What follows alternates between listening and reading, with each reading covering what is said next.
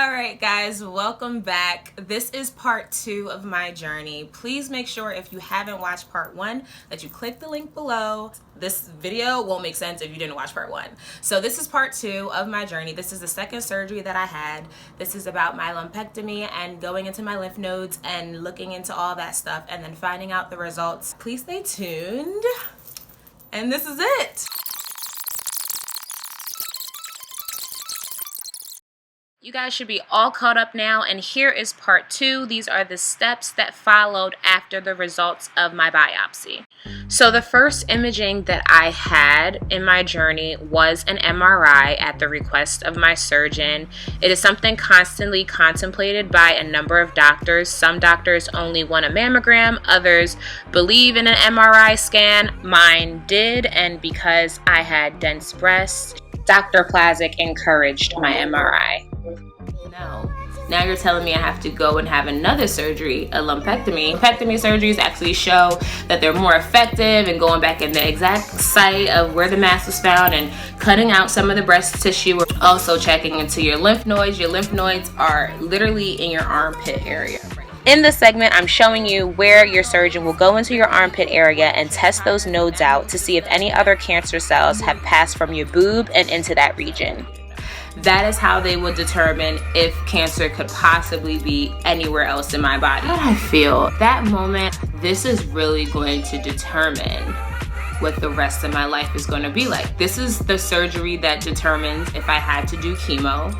This is the surgery that determines how aggressive this cancer, now that we know that it is the cancer, this determines how aggressive this cancer actually is. Your oncotype score. Your oncotype score is from a range of 1 to 100, I guess. If your number falls less than 20, it pretty much says that the cells in your cancer tumor aren't very active. Some doctors listen to the oncotype score test, some doctors don't. This also is the surgery that is going to do a little bit more like distortion to my actual breast. This is where women go and they get reconstruction surgery depending on how, you know, the doctor cuts, if you lose a nipple, any of these things could possibly happen during surgery. And when you come out, you just kind of just gotta look down and pray that, you know, you have something there. At 23, I was never thinking to myself, I may not have a nipple. I went back in for my second surgery on August 9th. You wanna know the crazy part about that is? My family had a vacation scheduled for August 9th. I think we were gonna go to Mexico. Bruh, really? And I needed a freaking vacation. Mama was not having it. Are you kidding? Are you kidding me? Vacation can come back another time, my friend. Hi! So, I basically got played. The second surgery was actually way more taxing. First, put a dye in that area of my body and also in my lymph nodes. They actually could only find, I think maybe like 2 or 3. I remember coming out of surgery, the first thing I wanted to see was my boob. I was like, how much tissue did they remove? Like, do they still move? Do they still jiggle? Is it the same size as the other one? Listen, immediately I looked down my gown and guys, my boob looked like a cone. Like, you could see how they had carved out the tissue on the right side of the boob. I mean, well, yeah, the right side of my boob. Even though it looked crazy right now, I was like, I have a nipple. Many women go into these surgeries and that is the main concern, like to lose a nipple. Healing was a little bit more taxing again this time around because I got more done. I had now stitches right here where they removed the lymph nodes, incision right here again in the same site as before. Because the mass was so close to the surface of the skin also, my surgeon wanted to remove some of the skin area that the mass was under. She cut that, it had to bring the skin now, those pieces together. So the areola area is a little bit smaller than the right side, but again, nothing crazy. So I was very happy that I had a nipple. I was very happy that I still had meat in my breast. I was very happy about all these things. Definitely was on my meds 24/7. Oxycodone, life. promise, I swear, I swear. Every minute. Yo, Percocet. Neither of my surgeries kept me out of work longer than like 2 weeks. Looking down at it now, all healed up, like, it's amazing. It doesn't look like a cone anymore. Or the incision where the invisible stitches were. I didn't have any problems with that, no infections. It wasn't huge, it wasn't thick. It healed like beautifully. Like, I just healed very beautifully, and I healed very fast. And also, that also has to do a lot with my age.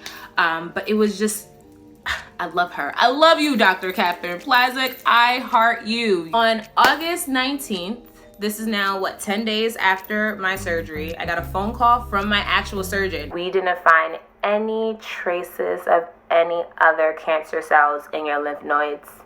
We even checked microscopically. There are no traces of any other cancers in your body. My mom and I had to pull the car over. Crying, screaming, praising God, thanking him, shouting. People probably thought that we were crazy, okay? But at that moment, if you only knew the news that I had just received, the devil tried it.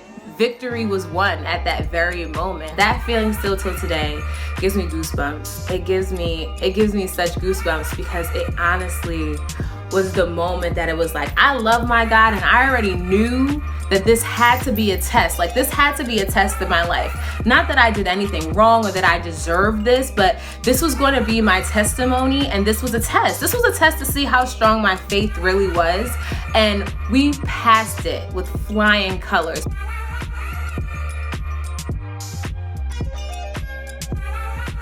I didn't have to do chemo, so I went about next steps doing radiation, and now I'm done radiation, and now I take tamoxifen for the next 10 years. I've just gone through so much. God, it's crazy. But I'm a living testimony, guys. You can do it. Like, you just need to continue to have your faith and trust the process, trust your doctors, make sure you actually believe in your doctors and you're comfortable with your doctors. Pay attention to your body, pay attention to your moods, just pay attention to everything. It's so important. And don't ever downplay something. Like, if it's bothering you, get it checked out. Don't listen to what anybody else has to say. Get that second opinion if you feel like it's deemed necessary. I found my situation, I acted on it, and I'm here today to tell you guys my story and my journey. I love you guys. I thank everybody for watching the first video. This is the second one. I'm going to be consistent as possible. There's going to be so many other topics that I'm going to bring to light. I'm going to be the open book that every 20-year-old needs to know that is currently going through this fight.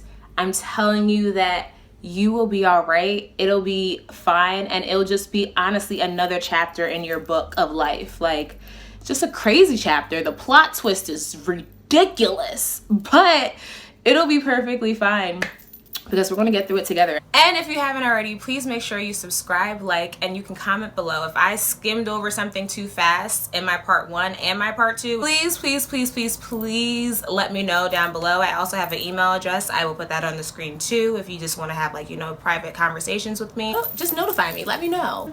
Yeah, just stay tuned for the next video. Bye.